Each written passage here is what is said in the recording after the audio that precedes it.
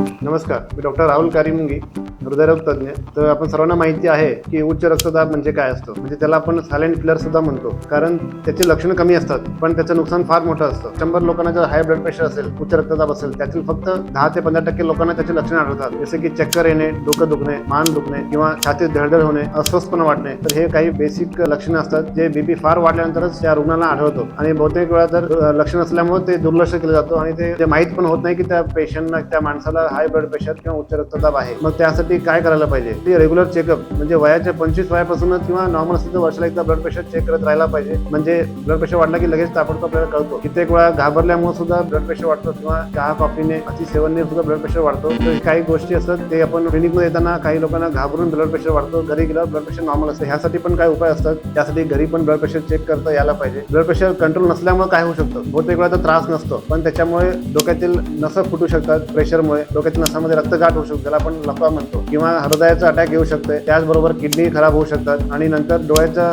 पडदाही खराब होतो, अंधपणा येऊ शकते. तर हे सगळे कॉम्प्लिकेशन्स आहेत जे हाय ब्लड प्रेशरमुळे आहेत. उच्च रक्तदाब हे फक्त एक रिस्क फॅक्टर नाही, तर पण आधीच त्याला कंट्रोल केलं की जे पुढचे आजार आहेत त्याला आपण कंट्रोल करू शकतो. मेडिसिन घेतल्यामुळे असं काही प्रॉब्लेम होऊ शकत नाही, पण ब्लड प्रेशर कंट्रोल नसेल तर मग त्याचं फार मोठं नुकसान भविष्यात होऊ शकते. त्यामुळे वेळेवर व्यायाम करणे, म्हणजे रोज किमान 30 मिनिट वॉकिंग करणे, जेवणाआधी वॉकिंग करणे, मिठाचं सेवन कमी करणे आणि नॉनव्हेज पदार्थ म्हणजे मटनचे पदार्थ कमी करणे, आणि ब्लड प्रेशर जास्त असेल तर डॉक्टरांकडून सल्ला घेऊन मेडिसिन्स न चुकवता कंटिन्यू ठेवला पाहिजे. ते काही 1-2 महिन्यासाठी घेऊन बंद करायचं नसतो. ब्लड प्रेशर कंट्रोल आलं म्हटल्यावर ते मेडिसिन घेतल्यामुळे ब्लड प्रेशर कंट्रोल आलं असतो. त्यामुळे डॉक्टरांच्या सल्ल्याने मेडिसिन्स सोबत व्यायाम करणे आणि ब्लड प्रेशर कंट्रोलमध्ये ठेवणे हे फार महत्त्वाचे आहे. धन्यवाद.